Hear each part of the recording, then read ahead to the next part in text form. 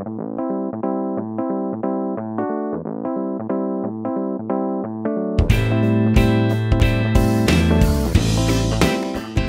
pagi semuanya, selamat datang di channel ST Media dengan gue Erwin yang seperti biasa masih ditemani oleh Ska, halo. Ya itu dia.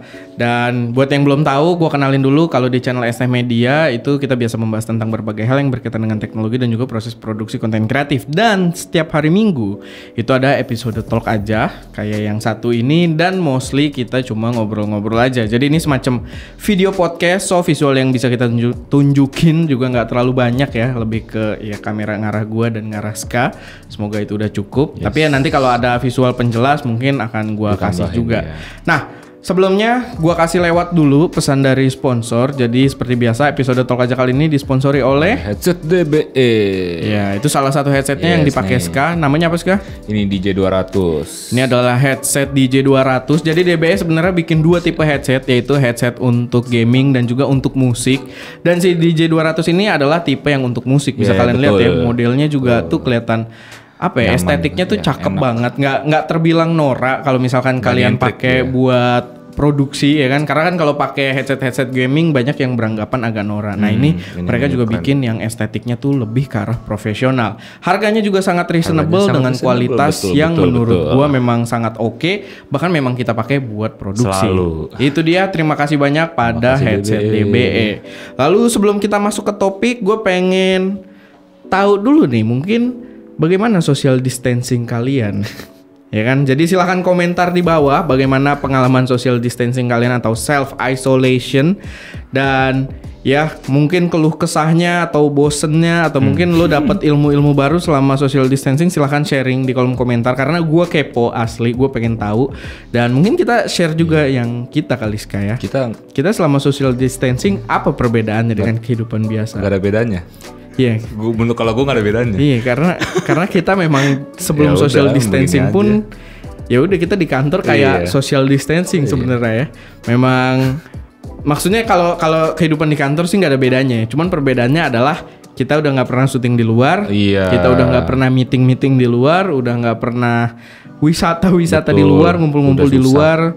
Memang agak bosen, cuman kalau kita nggak bosen-bosen amat ya, karena ya kita masih main Warzone, itu cukup time killing juga ya. Tapi gue kepo nih kalian yang mungkin di rumah ngapain aja gitu selama social distancing, lalu mungkin dapat ilmu baru atau apa. Gue udah berusaha buat belajar beberapa online course juga ya. Cuman kemarin pas gue ngecek, jadi kan ada platform yang memberikan online course gratis gitulah di beberapa course ya.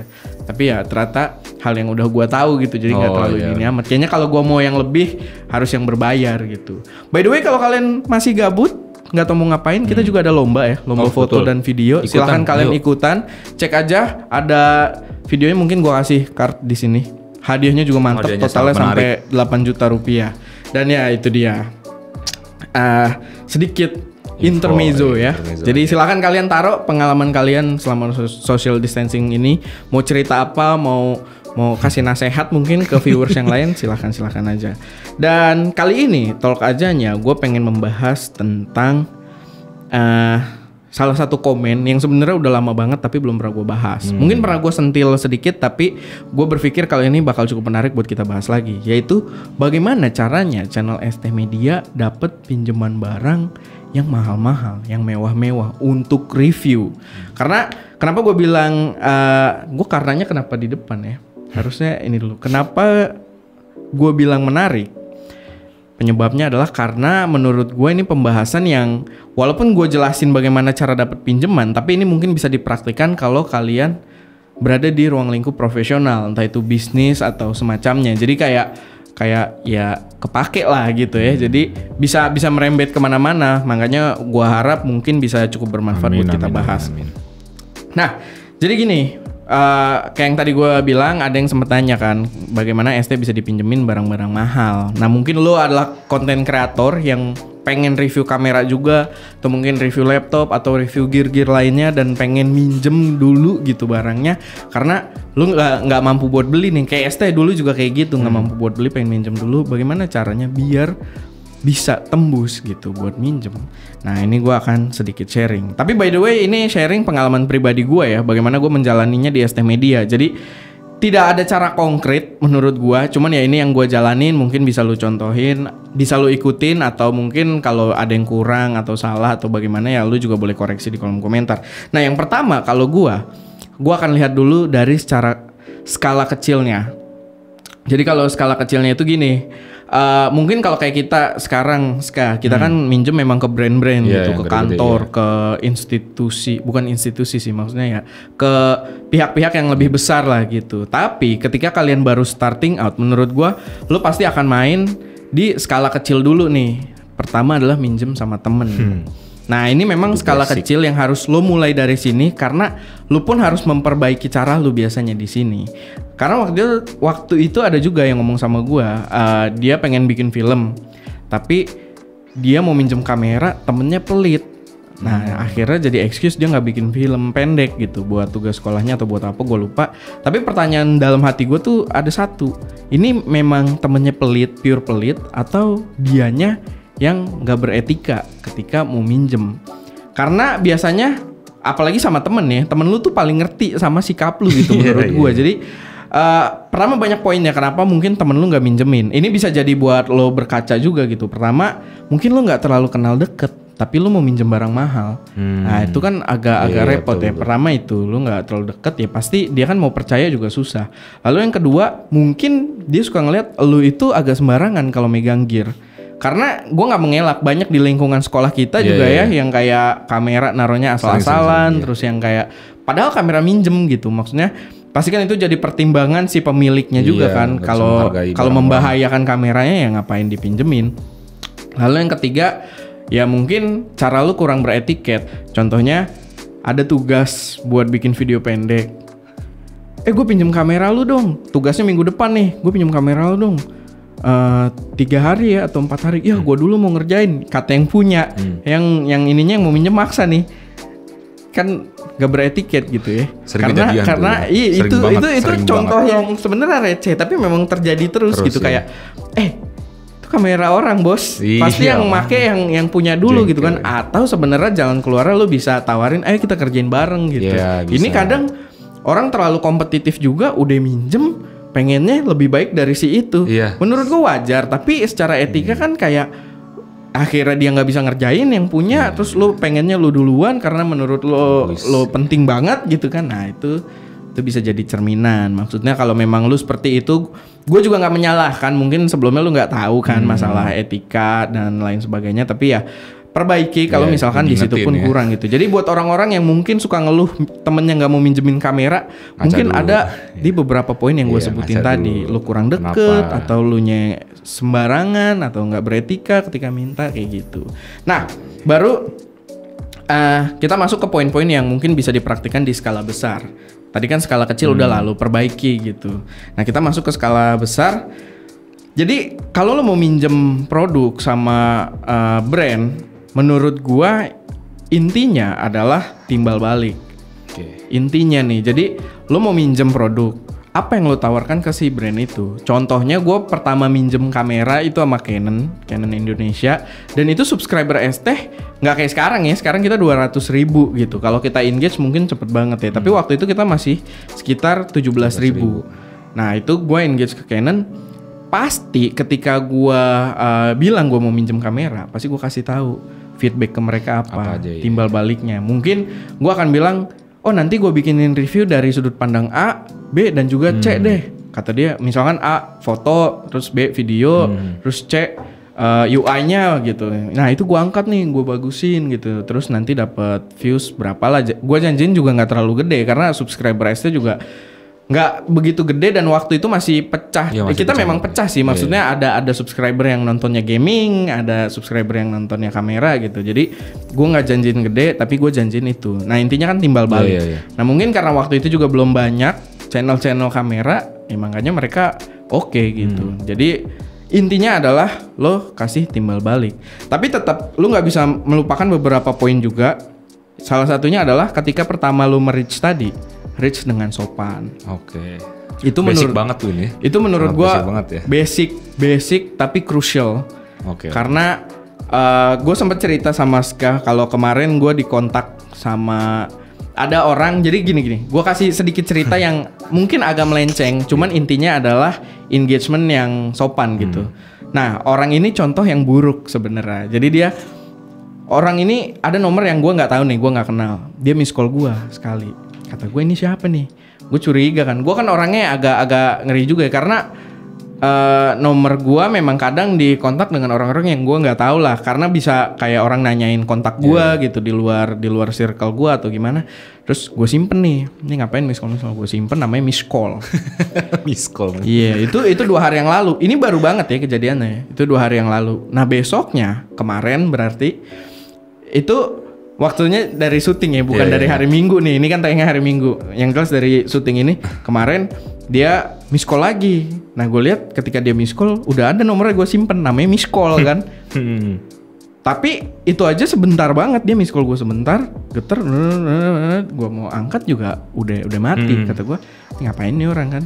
Nah gue simpen nomor dia sebenarnya salah satu tujuannya adalah biar nongol WA-nya kalau dia punya.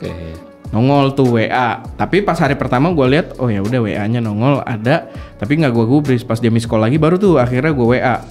Maaf ini siapa ya? Tadi ada miss call kesini. Terus tiba-tiba dia mengenalkan diri. Saya dari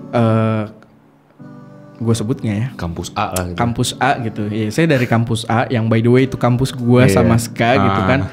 Dan dia mengajak gue untuk meeting bersama internal dari kampus tersebut untuk pembahasan bagaimana caranya biar mahasiswa tuh ketika masuk ke dunia kerja bisa lebih produktif. Nah itu tuh sebenarnya wrong on so many level sih, karena ya itu tadi, masa gue duluan yang engage. Nah kenapa gue bilang wrong on so many level? Ada yang menarik lagi pas gue tanya begitu, itu jam 9 pagi. Dan dia ngajak rapat internalnya. Itu kan kayak sekarang lagi corona kan via Zoom, tau gak aplikasi Zoom. Pakai Zoom ya. Iya. Jam 10 coy. Itu jam 9 loh ya. Itu jam 9. Itu aja gue yang ngontak duluan kan.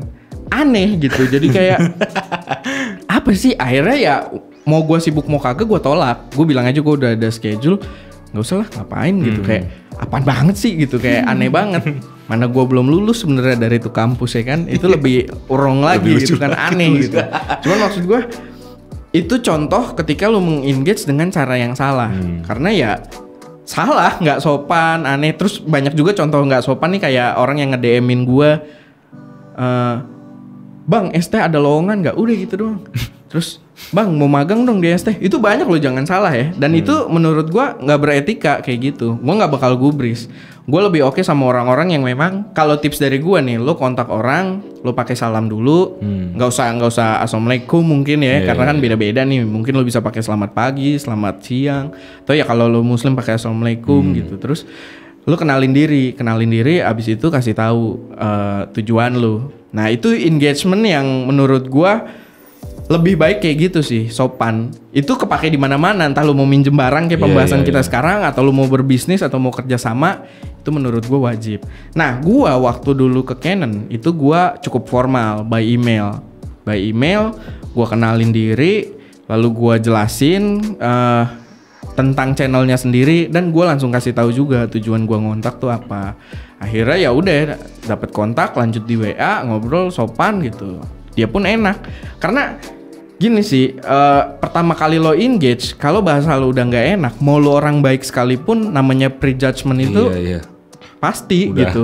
Kayak gue ngapain lah, kayak yang bilang mau magang nih di ST, awalnya udah nggak sopan.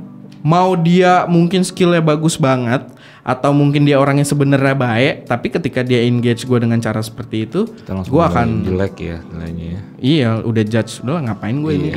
Karena ya sekarang gini, lu jangan menjudge gua. Maksudnya gini, lu jangan bilang gua harusnya, oh coba dulu lah bang, kayak ini benar, siapa tahu orangnya sebenarnya baik atau segala macam. Menurut gua salah kalau kayak gitu. Menurut gua yang benar harusnya lo yang membutuhkan, yang memperbaiki kita cara butuh, lu. Kita yang bukan gua sombong ya, tapi gua juga waktu di posisi gua mengengage duluan, memang seperti itu. Emang harusnya begitu ini. Iya.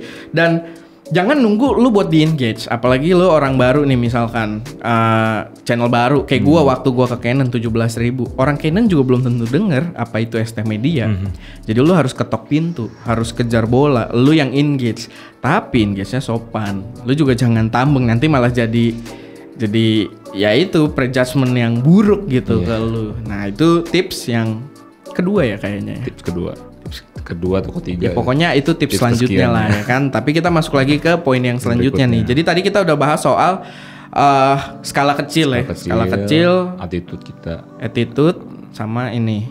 Ini attitude. Ini attitude ya. Yang ketiga berarti. Maksudnya pokoknya intinya nge-reach dengan etika lah. Terus selanjutnya lakukan apa yang ditawarkan. Ini gue ada catatan ya sedikit. Cuma gue baca sebenernya agak bingung. Jadi tadi gue bilang kan, kita mengengage dan kita menawarkan akan ngerjain A, B, dan C. Nah ini urusannya jangka panjang sebenarnya. Tapi kalau misalkan waktu itu, misalkan nih, ini contoh aja ya. Gue lupa sebenarnya proses awal-awal gue make Canon. Tapi contoh misalkan gue bilang, gue mau minjem kamera A. Nah gue bahas nih nanti sudut pandang A, B, C. Tapi ketika videonya tayang, gue cuma bahas sudut pandang A doang. Nah itu nggak profesional dan itu bakal jadi cap juga ke lu. Jadi nanti brandnya dia tidak bisa dipegang kata-katanya, akhirnya udah nggak usah lanjut gitu. Jadinya. Pasti masih ada orang lain gitu kan. Nah itu yang kayak gitu itu juga harus jadi pertimbangan kalian. Itu adalah profesionalitas kalau menurut gua. Jadi itu kepake juga kalau lu menjalani bisnis, menjalani jasa, ya kan, jasa foto, jasa video. Lu bilang ke klien, nih briefnya begini A B C D, tapi yang lu kerjain tiba-tiba A B udah CD-nya CD ntar nyusul deh, mungkin nanti kalau ada budget tambahan lah, kok kalau ada budget tambahan gitulah pokoknya. Jadi maksudnya dari brief ketika pertama lu menawarkan dengan apa yang pihak kedua dapatkan itu harus sama. Itu menjaga profesionalitas menurut gua. Tapi kalau misalkan kayak misalnya kita udah mencoba se-attitude dengan baik, kita udah sopan segala macam, tapi orang tersebut atau teman atau orang tersebut tuh nggak mau, kayak nggak ngerespon kita, Win, selalu nggak ngerespon gitu, mau sekali, 2 kali, 3 kali tuh gimana tuh, Win? Ya tetap gitu, kan ada pertimbangan pribadi ya, mungkin kan sikap orang juga beda-beda. Mungkin kalau skala kecilnya nih, kalau temen ibaratnya lu mau minjem nih, lu sama gue misalkan Ska, kita udah deket banget ya kan, kamera lu juga nganggur, tugas lu udah selesai misalnya, gue mau minjem, kok Ska nggak mau minjemin gitu. Nah itu juga sebenarnya ada pertimbangan pribadi ya. Jadi pribadi Ska itu punya pertimbangan sendiri. Mungkin dia takutan banget orangnya kalau kamera dipinjam orang. Atau lu kan nggak tahu, orang tuanya sangat-sangat melarang kameranya buat dipinjam orang. Nah itu pun sering banget terjadi ya. Dan ya lu harus mewajarkan hal itu juga. Makanya nih di sini gue ngasih tips, tapi bukan hal yang konkret. Gue bilang yang penting adalah lu mencoba dengan tips-tips tadi, etika yang bagus, bertanggung jawab ya kan dengan barang-barang yang lu pinjem, dan sopan pastinya ya. Jangan bangke pinjem dong kamera. Ya itu tergantung juga sih. Ada aja yang berhasil kayak gitu ya kalau udah deket banget ya kan. Tapi maksud gua udah intinya etika lah, jaga bagus, gitu ya. Gue bukan tipe-tipe orang yang kayak gitu. Gua minjem kamera Maska juga nggak gitu-gitu amat ya. Lalu tadi terakhir kan lakukan apa yang ditawarkan. Jadi itu menjaga profesionalitas. Itu juga itu karena itu yang mempengaruhi jangka panjang sih, kerjasama jangka panjang. Makanya itu harus lu jaga banget. Kalau misalkan lu nggak profesional di situ, lo briefnya apa, outputnya apa, pasti bisa di stop ntar ya. Kerjasamanya nggak bakal berlanjut menurut gua. Lalu terakhir bangun relasi yang baik. Kayak gua di ST, gua ngejalanin ya. Ketika gua minjem sama Canon, ya udah nih gue kan jadi kenal kan. Ketika udah nggak kerja sama, ya relasi tetap harus jalan karena nanti suatu saat mereka dapat membantu gue lagi, atau mungkin gue bisa dapat relasi lagi dari mereka ke tempat-tempat lain, entah ke rental mungkin. Dan itu terjadi, gue banyak dapat relasi dari satu brand ke brand lain, ke rental, kemana mainnya relasi gitu. Jadi lu harus orang yang memang pengen berkomunikasi juga sih, makanya. Tapi pasti bisa. Gue orangnya introvert sebenarnya ya. Gue tuh males ngobrol sama orang. Makanya nih kayak lagi social distancing, kita anak-anak ST itu sebenarnya fine-fine aja karena kita tuh asli males meeting dan lain sebagainya. Cuman maksud gue kalau lu berbicara soal profesionalitas, ya lu mau nggak mau lu harus komunikasi karena intinya adalah komunikasi. Kalau misalkan lu udah miskom, project berantakan. Sering banget tuh. Banyak banget kejadian. Makanya masalah komunikasi. Jadi kalau lu merasa sekarang lu orang yang nggak bisa komunikasi, jangan pasrah. Belajar, latih. Walaupun emang kalau misalkan gue nggak mengelak sih orang yang introvert maksain buat jadi seolah-olah jago komunikasi atau berusaha untuk berkomunikasi dengan orang lain tuh nggak gampang emang. Susah. Tapi ya seperlunya untuk membangun bisnis lu, karir lu menurut gue perlu. Karena kayak gue itu orangnya kalau misalkan lagi launching produk, lagi meeting, lagi apa, gue asik-asik aja ngobrol juga bisa ketawa-tawa segala macam. Tapi tuh sebenarnya gue juga nggak terlalu nyaman berkerumun sama orang, bukan karena corona ya, maksudnya yang kayak gue tuh lebih enak sendirian gitu buat mikir. Karena kalau sama orang ya buat asik-asikan aja ya kan. Dan ya memang apalagi di lingkup profesional gitu. Tapi kalau lu begitu pasrah dan lu nggak mau komunikasi sama orang, ya nggak jalan juga gitu karir lu. Makanya karena kan tetaplah kita dasarnya makhluk sosial ya. Jadi latih komunikasi lu, dan itu tips yang selalu gua kasih ke orang-orang sekitar gua, termasuk ke kru-kru ST. Gua selalu bilang komunikasi lu jalanin, latihan untuk komunikasi dengan orang lain, jangan sampai ada miskom. Jadi lu pun kedepannya lebih terjamin lah gitu. Karena kan lu nggak tahu, begitu lu punya networking banyak, itu bisa membantu lu banget menurut gua. Contoh aja nih kayak gua gitu. Gue dulu networking gue kecil, tapi sambil menjalani ST ya tadi mau minjem barang apa segala macam tuh kenalan gue jadi banyak, rame. Ketika gue susah, salah satu orang-orang ini bisa membantu cuy. Ini ya. Misalkan susahnya gue nggak ada konten nih, ya gue nggak ada konten apa ya? Ini nih gue lagi ada masuk kamera bagus misalkan, atau nih gue lagi ada gear ini gitu. Ya nggak tahu lah bentuk bantuannya seperti apa, tapi yang jelas dengan lu punya networking yang besar itu sangat membantu dalam segi profesional. Meskipun nggak berbentuk uang gitu ini. Iya. Atau mungkin ya amit-amit gitu. Kayak ST udah susah nih kita bangkrut lah gitu, amit-amit. Tapi dengan networking yang besar sebenarnya gue bisa kemana aja gitu. Bisa gue kayak ini gue kenal juga sama orangnya gitu kan. Jadi ya itu pun hal yang wajar menurut gua kalau kayak masalah kenal terus lu bisa dimasukin buat kerja ke suatu tempat gitu kan. Kan orang banyak juga yang nyinyir ya masalah kayak gitu ya. Tapi ya menurut gua itu hal yang wajar juga. Makanya networking lu diperluas gitu. Itu bisa sangat membantu. Yang repot lu nyinyir, dia mah enak. Misalkan dia mah enak masuk Canon, kenal sama orang dalamnya. Lalu nyinyir tapi lu sendiri nggak punya networking. Sedangkan orang yang punya mungkin beda kalau urusannya orang dalamnya saudara gitu kan nih kayak auto jadi network gitu. Cuman maksud gua ya ketika lu orang yang nggak punya orang dalam misalnya, ya lu networking juga gitu lo, networking kerjasama dengan orang-orang, siapa tahu orang tersebut bisa membantu ke depannya. Itu dia. Jadi itu sih intinya nih gua rapal aja intinya untuk mendapatkan barang-barang yang gua inginkan untuk review sampai sinema kamera pun gua dapet. Itu pertama mau usaha, mau bergerak, lalu etika dijaga, lalu profesional. Ada tiga tuh. Jadi intinya lu mau usaha, mau gerak, jangan mager, jangan cuma stay di idea doang. Karena ide bagus, mahal, tapi tanpa penerapan sama aja bullshit.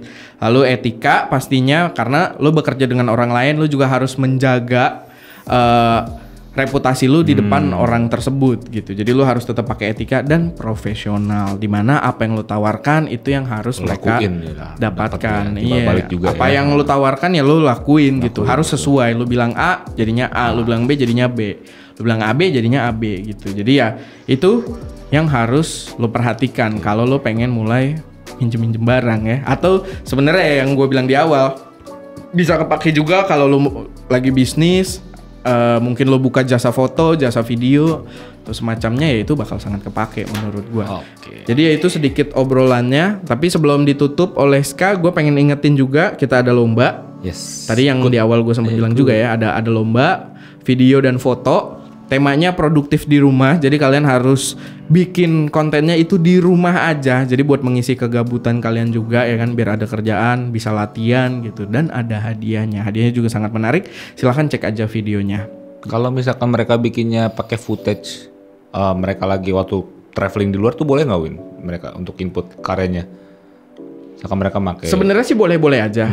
Mungkin kalau mau editing ya, jadi dia editingnya diperkuat gitu. Cuman dari segi pertimbangan penilaian akan cukup rendah. Oke. Gue lebih memprioritaskan. Jadi kalau lu ikut kayak begitu, editan lu harus cakep banget baru bisa menang. Oke. Jadi gue lebih mempreferkan yang memang ketika ada lomba ini mereka produksi dari awal. Kasih hint. Karena harusnya sih nggak terlalu ini juga ya lah ya. Waktu lu di rumah kan lumayan banyak nih sekarang ya kan, ketika lu lagi social distancing dan self isolating. Dan ya itu dia, jangan lupa buat ikutan. Silakan Ska, boleh ditutup. Oke, terima kasih buat kalian yang udah nonton Talk Aja minggu ini.